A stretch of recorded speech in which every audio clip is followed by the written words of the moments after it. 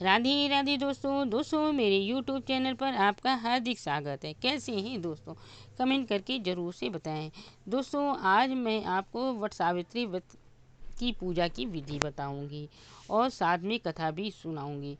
तो वीडियो अंत तक देखिएगा। वीडियो अच्छा लगे तो मेरे चैनल को सब्सक्राइब और वीडियो को लाइक और शेयर ज़रूर से कीजिएगा। बरगदाई अमावस की पूजा थाली। सबसे पहले आप सुबह ब्रह्म मुहूर्त में उठें। सूर्य को अर्घ्य देने के बाद आप जो घर में नियमित पूजा करते हैं वो पूजा करें। इसके बाद आप पूजा की थाली लगाएं। पूजा की थाली में क्या क्या लगाना है वो मैं आपको बतला देती हूँ। पूजा की थाली में सबसे पहले ऐपन बनाएं। चावल और हल्दी को पीसकर ऐपन बनाया जाता है और उसके बाद उसमें सिंदूर की डिब्बी रखें, भीगे हुए चने रखें और कच्चा सूत रखें, मौली रखें, घी और गुड़ रखें और 12 कच्चे सूत के 12 बार लपेट कर माला बनाए। एक अपने पहनने के लिए, एक बरगद को पहनाने के लिए। तो वो एक डंडी पे पुरोया तो वो डंडी होती है अरहर की दाल की डंडी। यदि आपको अरहर की दाल की डंडी ना मिले तो आप आम की डंडियों में भी उसको लगा सकते हैं। और गुलगुले बनते हैं। इसमें 12 गुलगुले चढ़ाने के लिए, 12 गुलगुले अपने कोच में लेने के लिए बनते हैं। तो वो ज़रूर से बना लीजिएगा। तो 12 गुलगुले एक डंडी में 12 नहीं पुरोए जाते हैं। इस बात का ध्यान रखें कि एक डंडी में 5, एक डंडी में 7 गुलगुले बनाए जाते हैं। 7 और 5 हो गए 12। इस तरह से आपको चढ़ाने वाले भी रखने, इस तरह आपको अपने कोच में लेने वाले भी रखने हैं। और कोच वाला सामान जब आप वहाँ जाएं तो एक अलग उसमें रख लें लिफाफे में, क्योंकि वहाँ बहुत भीड़ होती है तो कुछ समझ में नहीं आता है। इसलिए जो कोच वाला सामान है एक लिफाफे में अलग रख लें। वहाँ पर बरगद को छुआ के फिर उसी लिफाफे में रख लें। फिर बाद में बरगद के पास ही बैठकर कोच में लिया जाता है। तो ये हो गया। और कच्चा सूत रख लें। कच्चा सूत को 12 बार लपेटना है और इस त्यौहार में 12 बार हर सब काम करना है। एक लोटे में जल रख लें और फल फूल और पंखा लगता है तो पंखा रख लीजिएगा। और इस तरह से जो भी सामान आपके यहाँ और एक्स्ट्रा लगता हो, मेरे यहाँ जो लगता है वो मैंने बता दिया, आपके यहाँ जो लगता है वो ज़रूर से रख लीजिएगा। ये गुलगुले बनाते हैं वो शक्कर और गुड़ और आटे के बनते हैं। इनमें मोयन पड़ता है और ठीक ठीक मोयन डालिएगा। जैसे हम सुहाल वगैरह बनाते हैं वैसे डालिएगा। और बाद में जब हम डंडी में पुरोते हैं ना, गरम गरम ही उसमें छेद कर लीजिएगा। पहले कच्चे में छेद कर लीजिएगा, फिर भून लीजिएगा, फिर गरम गरम आप डंडी में डालते रहिएगा। इससे आराम हो जाएगी। ठंडे हो जाते हैं तो डंडी में डालना मुश्किल है, क्योंकि हमने जो पहले छेद किया होता है तो वो बंद हो जाता है पकने में कभी कभी। तो इसलिए गरम गरम में ही डाल लें। तो ये था कि हमारी पूजा की थाली की तैयारी। और आपके यहाँ जो लगता हो वो आप अपने यहाँ के हिसाब से ज़रूर से रख लें। अब दोस्तों बात आती है कि इस पूजा की कैसे करने जाना है।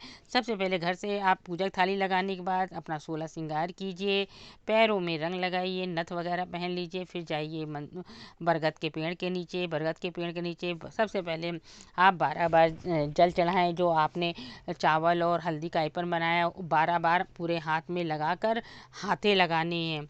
मतलब दो दो पूरे पूरे दोनों हाथ से हाथे लगाने हैं 12 बार। इसके बाद उसमें से जहाँ हाथे लगाएं वहाँ पर 12 बार सिंदूर लगाइए, 12 बार चने चढ़ाइए। और मैं भूल गई, आपको 2 आम और 2 खरबूजे ज़रूर रखने। ये आम और खरबूजों का ही त्यौहार है तो आम और खरबूजे 2 रखने। एक चढ़ाना है, एक कोच में लेना है। तो इस तरह से आप आम और खरबूजा एक एक चढ़ा दीजिए और जो छुआने वाला है, जो कोच में लेने वाला है, उनको छुआ के अपने उसी लिफाफे में वापस रख लीजिए। फिर जब पूजा आप पूरी कर लें तो उसके बाद वहाँ पर पेड़ के नीचे गौर रखी रहती है, उसमें भी सिंदूर वगैरह चढ़ा लीजिए। और फिर 12 बार चने की पहले बार फेरी लीजिए। मतलब 12 बार आपको बरगद के बार घूमना है। बहुत से लोग धागे के साथ ही चना ले लेते हैं, धागा लपेटते जाते हैं, चना भी डालते जाते हैं। लेकिन हम लोगों के यहाँ 12 बार चने की फेरी होती है, 12 बार धागा लपेटा जाता है। तो पहले हम लोग 12 बार चना की फेरी करते हैं, 12 बार धागे की करते हैं। इस तरह पूरा करके वहाँ पर आप अपना सुहाग लीजिए। सुहाग लेने के बाद 12 बार बरगद की भेंट करिए। जैसे हम लोग त्योहारों में एक दूसरे गले लेकर भेंट करते हैं, ऐसे आप बरगद के 12 बार भेंट लीजिए। इसके बाद आता है कि हम अपना कोंच लें। यदि देवरानी जेठानी हैं तो आप एक दूसरे को माला पहनाएं और उनके कोछे में जो आम है, खरबूजा है, चने हैं और जो हमने गुलगुले बनाए 12 वो गुलगुले उनके कोंच में दीजिए। और माला पहनाते समय ये बोलिए कि भैया जी ने आपके लिए 9 लखा हार भेजा है। इस तरह से ये पूजा संपन्न हुई। और जो मैं भूल गई, 12 चने अपने कोच में के साड़ी के एक कोने में लपेट लेने थे। 11 चने लपेटे जाते हैं, एक बरगद की कली लपेटी जाती, 12 हो जाते हैं। और जब ये पूजा समाप्त हो जाती है तो ये सबसे पहले यही चना और जो हमने बरगद की कली ली है उसको शरबत के द्वारा गले के नीचे उतारा जाता है, मतलब गटका जाता है, दांतों से नहीं चबाया जाता है, गटका जाता है। ये हुई पूजा की पूरी विधि। अब हम आपको इसकी कथा सुनाते हैं। दोस्तों, यदि आप मेरे YouTube चैनल पर नए हैं तो मेरे चैनल को सब्सक्राइब कीजिए, वीडियो को अंत तक देखिएगा। वीडियो अच्छी लगे तो ज़्यादा से ज़्यादा शेयर कीजिएगा जिससे और लोगों को भी लाभ मिले। वीडियो अच्छी लगे तो वीडियो को लाइक और शेयर ज़रूर से कीजिएगा। दोस्तों, चलिए हम सुनाते हैं आपको बरगदाई अमावस की कथा, जिसको वट सावित्री व्रत कथा भी कहते हैं। पुरानी कथाओं के अनुसार ये माना जाता है कि एक बार अश्वपति नाम का एक राजा था। उनका और उनकी पत्नी की कोई संतान नहीं थी। इस प्रकार एक ऋषि के कहने पर उन्होंने पूरे मन से पूजा की। भगवान ने प्रसन्न होकर उन्हें कन्या प्राप्ति का आशीर्वाद दिया। उस बच्ची का नाम सावित्री रखा गया, क्योंकि वे भगवान सावित्री का दिया हुआ वरदान था। बहुत लंबे समय से राजा अपनी बेटी के लिए एक वर खोजने में असफल रहा, इसलिए उसने सावित्री को अपना जीवन साथी ढूंढने के लिए कहा।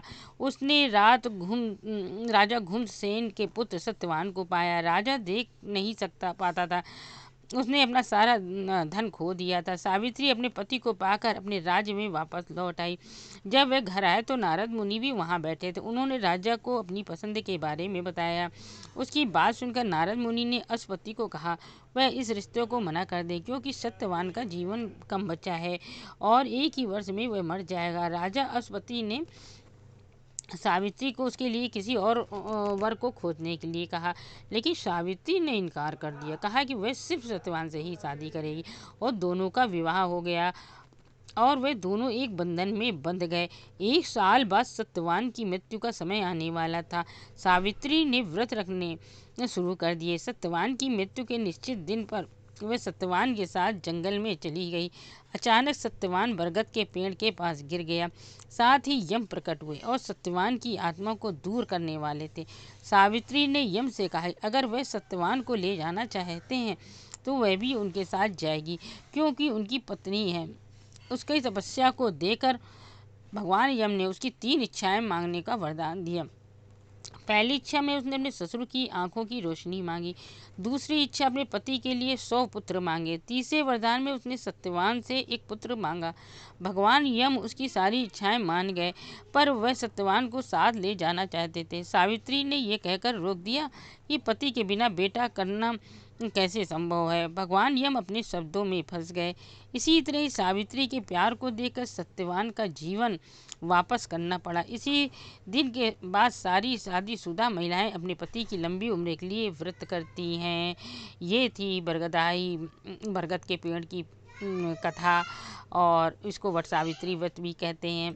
तो वीडियो अच्छा लगे तो ज़्यादा से ज़्यादा शेयर कीजिएगा, वीडियो को लाइक और मेरे चैनल को सब्सक्राइब करना मत भूलिएगा। चलिए अगली वीडियो मिलते हैं। राधे राधे।